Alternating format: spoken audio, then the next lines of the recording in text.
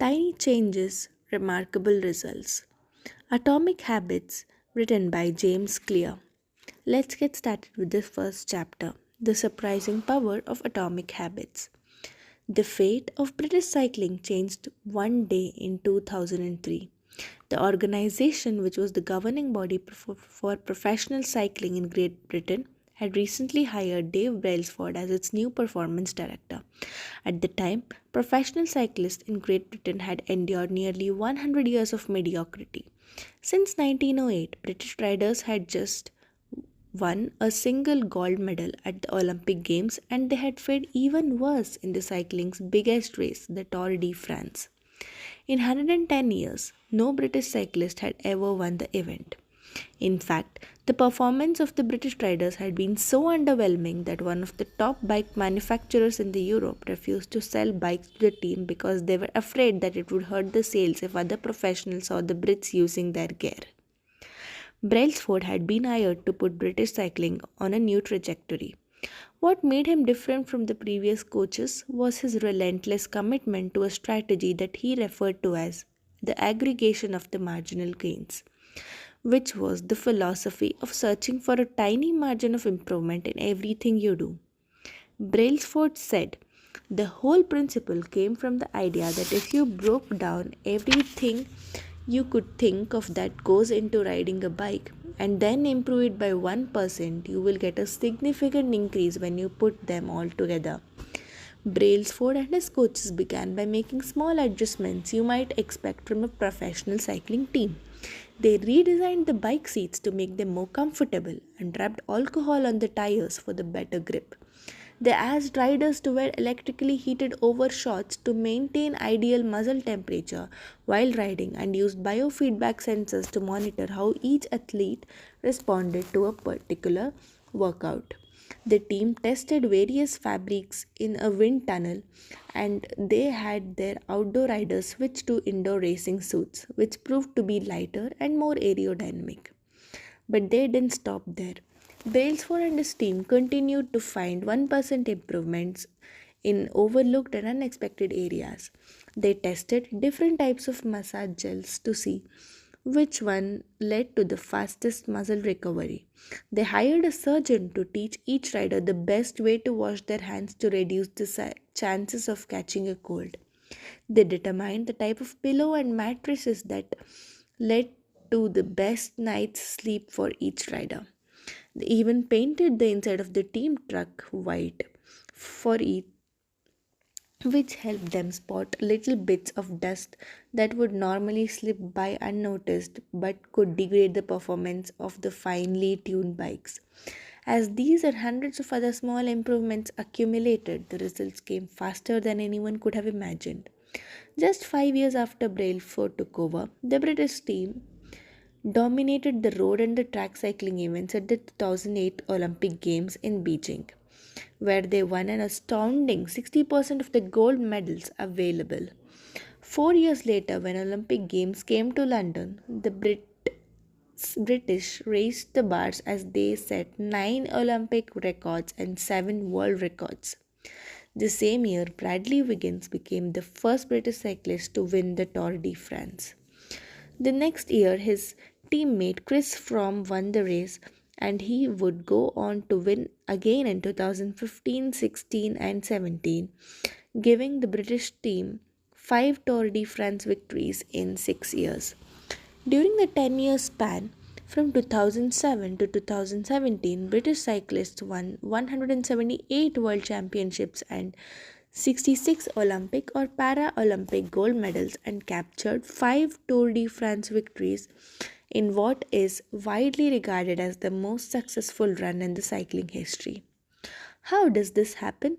How does a team of previously ordinary athletes transform into world champions with tiny changes that at first glance would seem to make a modest difference at best? Why would small improvements accumulate into such remarkable results? And how can you replicate this approach in your own life? Why small habits make a big difference? It is so easy to overestimate the importance of one defining moment and underestimate the value of making small improvements on a daily basis. Too often, we convince ourselves that massive success requires massive action. Whether it is losing weight, building a business, writing a book, winning a competition, or even achieving any other goal, we put pressure on ourselves to make some earth shattering improvement that everyone will talk about. Meanwhile, improving by 1% isn't practically notable, sometimes it's even noticeable. But it can be far more meaningful, especially in the long run. The difference a tiny improvement can make over time is astounding. Here's how the math works out. If you can get 1% better each day for 1 year, you'll end up 37 times better by the time you're done. Conversely, if you get 1% worse each day for 1 year, you'll decline nearly down to zero. What starts as a small win or a minor setback accumulates into something much more. Habits are the compound interest of self improvement. The same way that money multiplies through compound interest, the effects of your habit multiply as you repeat them. They seem to make little difference on any given day, and yet the impact they deliver over the months and years can be enormous. It is only when looking back 2, 5, or perhaps 10 years later that the value of good habits and the cost of bad ones becomes strikingly apparent. This can be a difficult concept to appreciate in daily life. We often dismiss small changes because they don't seem to matter very much in the moment. If you save a little money now, you're still not a millionaire. If you go to the gym 3 days in a row, you're still out of shape. If you study Mandarin for an hour tonight, you still haven't learned the language. We make a few changes, but the results never seem to come quickly, and so we slide back into our previous routines. Unfortunately, the slow pace of transformation also makes it easy to let a bad habit slide. If you eat an unhealthy meal today, the scale doesn't move much. If you work late tonight and ignore your family, they'll forgive you. If you procrastinate and put your project off until tomorrow, there will usually be time to finish it later. A single decision is easy to dismiss. But when we repeat 1% errors day after day by replicating poor decisions, duplicating tiny mistakes, and rationalizing little excuses, our small choices compound into toxic results.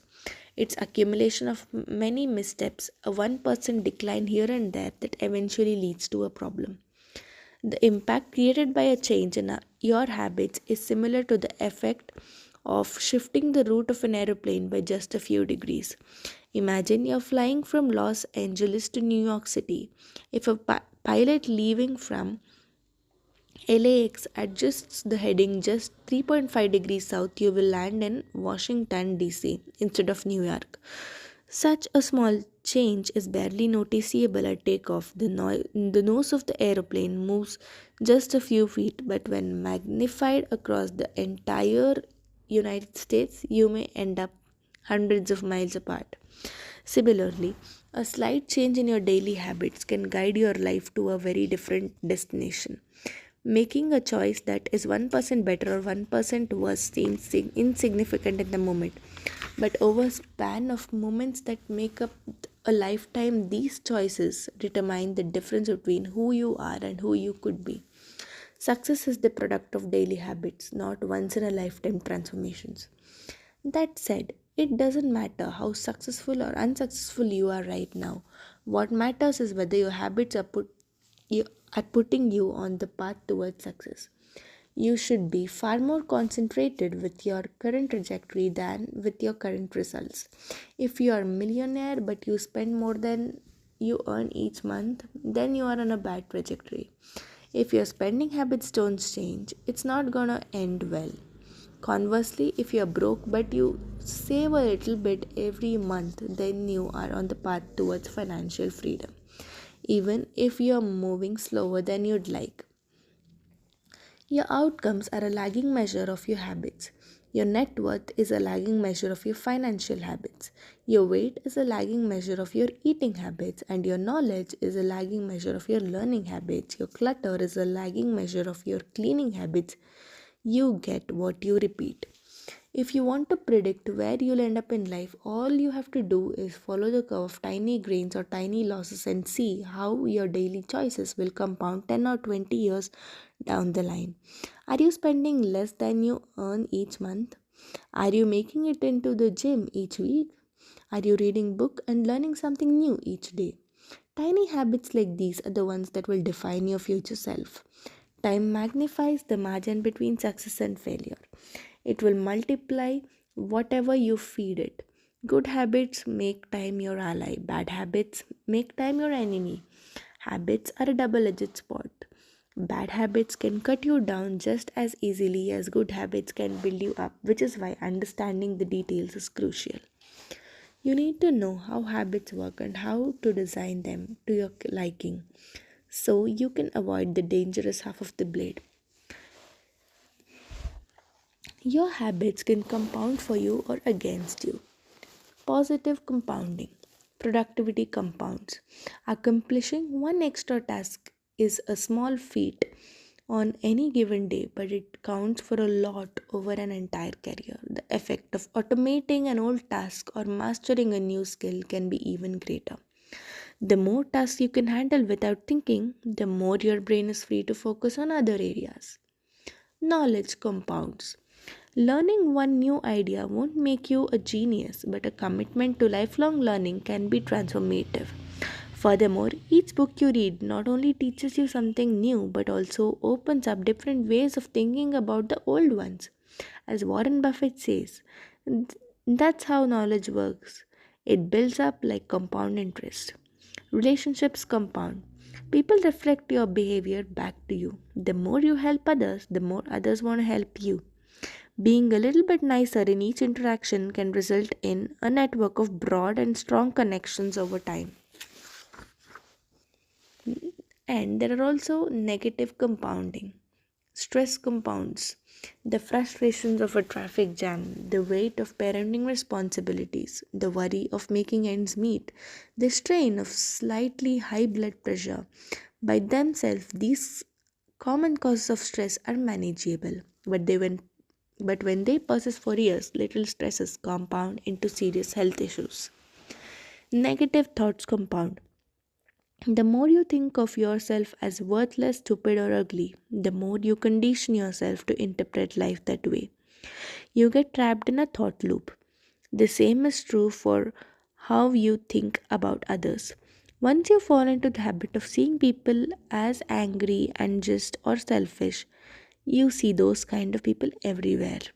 Outrage compounds. Riots, protests, and mass movements are rarely the result of a single event. Instead, a long series of microaggressions and daily aggravations slowly multiply until one event tips the scales and outrage spreads like wildfire. What progress is really like? Imagine that you have an ice cube sitting on the table in front of you. The room is cold and you can see your breath. It is currently 25 degrees.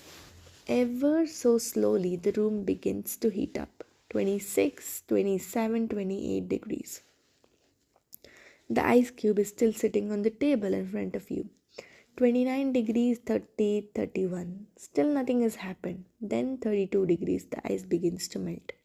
A 1 degree shift, seemingly no different from the temperature increases before, it has unlocked a huge change.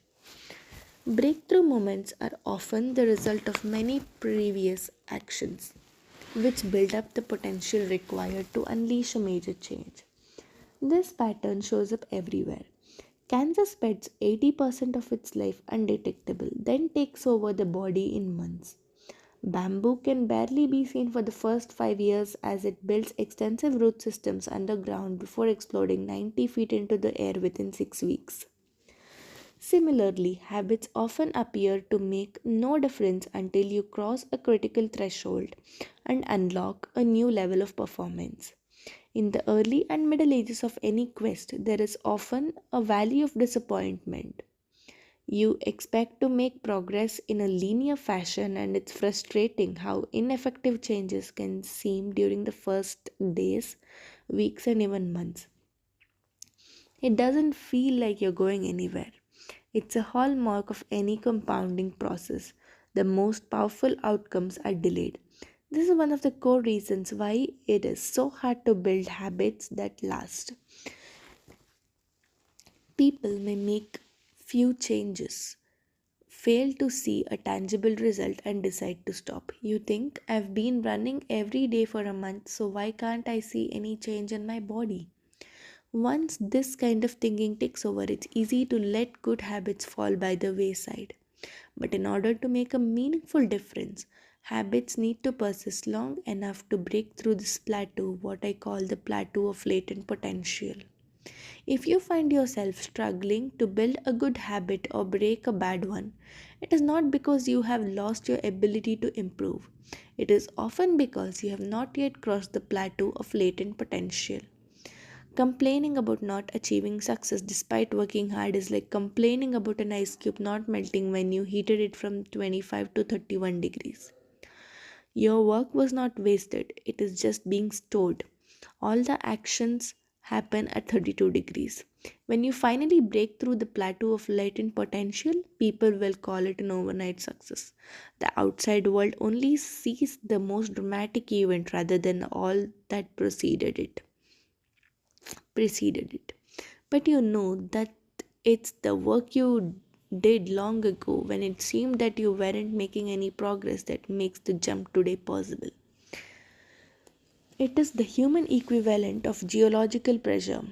Two tectonic plates can grind against one another for millions of years. The tension shown slowly building all the while. Then one day they rub each other once again in the same fashion they have for ages, but this time the tension is too great. An earthquake erupts. Change can take place before it all happens all at once. Mastery requires patience.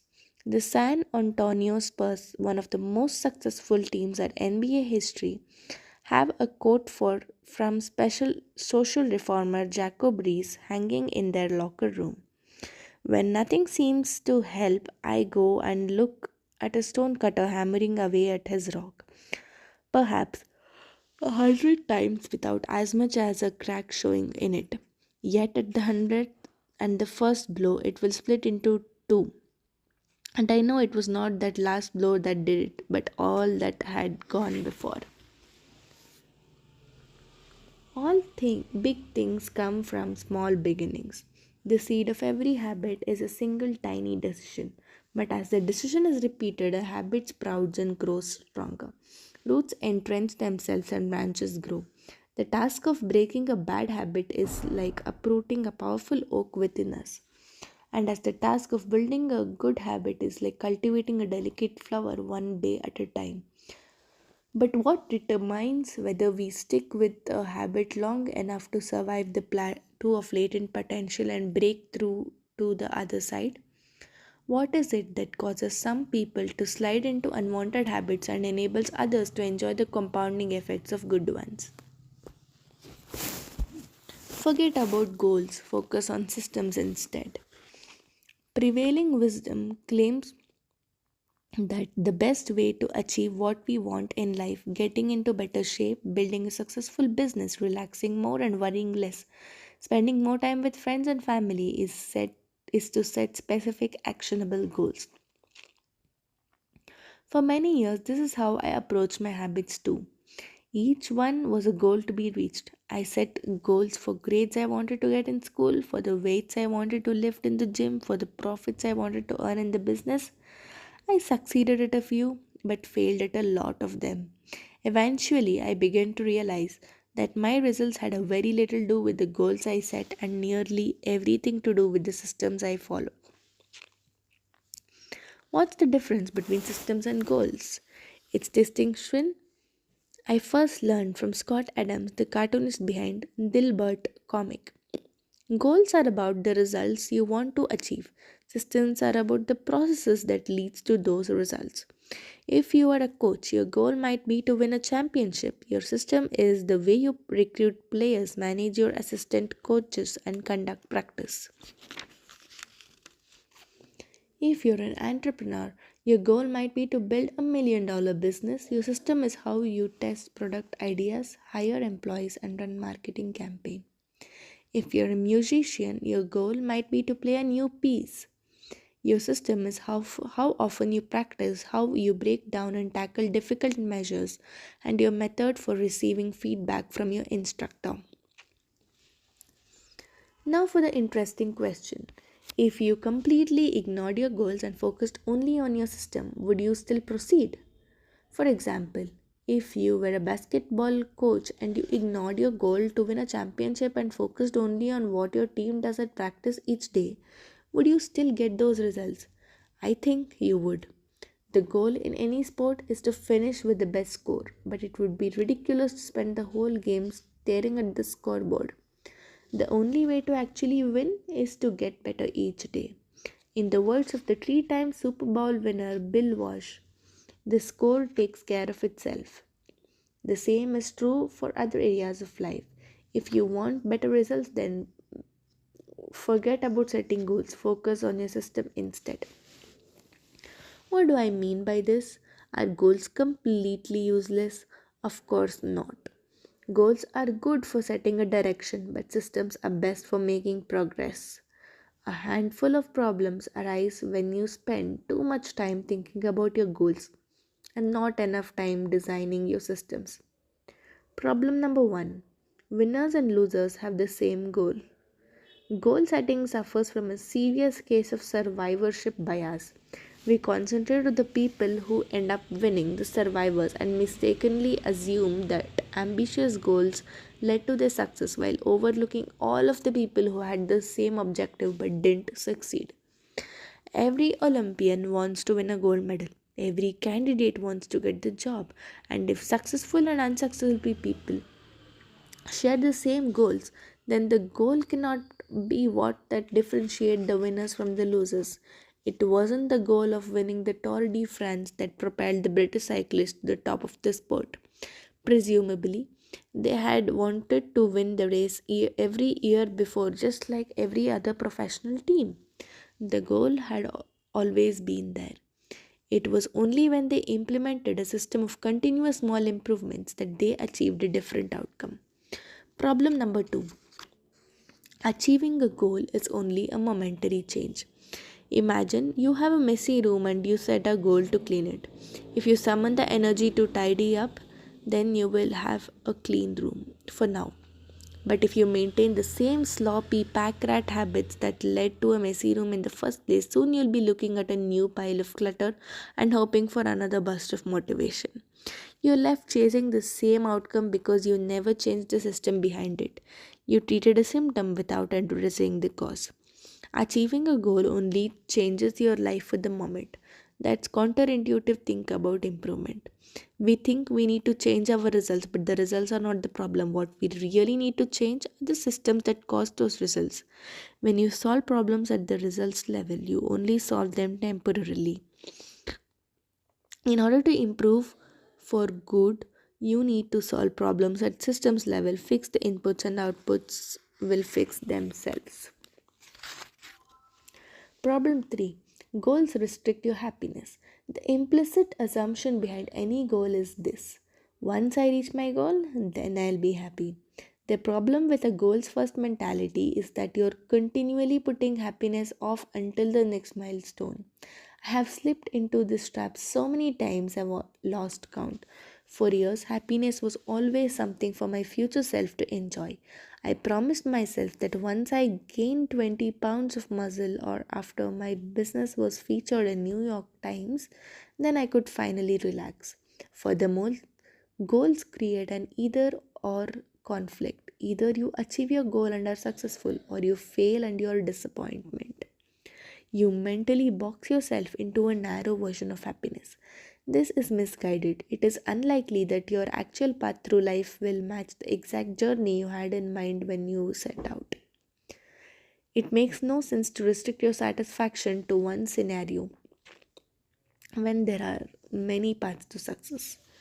A systems first mentality provides the antidote. When you fall in love with the process rather than the product, you don't have to wait to give yourself permission to be happy. You can be satisfied anytime your system is running, and the system can be successful in many different forms, not just the one you first envision. Problem number 4, goals are at odds with long term progress. Finally, a goal oriented mindset can create a yo yo effect. Many runners work hard for months, but as soon as they cross the finish line, they stop training. The race is no longer there to motivate them. When all of your hard work is focused on a particular goal, what is left to push you forward after you achieve it? This is why many people find themselves reverting to their old habits after accomplishing a goal. The purpose of setting goals is to win the game. The purpose of building system is to continue playing the game. True long-term thinking is goal-less thinking. It's not about a single accomplishment. It's about cycles of endless refinement and continuous improvement. Ultimately, it is your commitment to the process that will determine your progress. A system of atomic habits. If you're having problem or trouble changing your habits, the problem isn't you. The problem is your system. Bad habits repeat themselves again and again, not because you don't want to change, but because you have the wrong system for change. You do not rise to the level of your goals, you fall to the level of your systems. Focusing on the overall system rather than a single goal is one of the core themes of this book. It is also one of the deeper meanings behind the word atomic. By now, you probably realized that an atomic habit refers to a tiny change, a marginal gain, a 1% improvement. But atomic habits are not just any old habits, however small. They are little habits that are part of a larger system. Just as atoms are the building blocks of molecules, atomic habits are the building blocks of remarkable results. Habits are like atoms of our lives. Each one is a fundamental unit that contributes to your overall improvement. At first, these tiny routines seem insignificant, but soon they build on each other and fuel bigger wins that multiply to a degree that far outweighs the cost of their initial investment. They are both small and mighty. This is the meaning of the phrase atomic habits, a regular practice or routine that is not only small and easy to do, but also the source of incredible power, a component of system of compound growth. Now let us come to the summary of chapter 1. Habits are the compound interest of self improvement. Getting 1% better every day counts for a lot in long run. Habits are double edged sword. They can work for you or against you, which is why understanding the details is essential. Small changes often appear to make no difference until you cross a critical threshold. The most powerful outcomes of any compounding processes are delayed. You need to be patient. An atomic habit is a little habit that can be part of a larger system. Just as atoms are building blocks of molecules, atomic habits are building blocks of remarkable results. If you want better results, then forget about setting goals, focus on your system instead. You do not reach the level of your goals, you fall to the level of your systems. Thank you.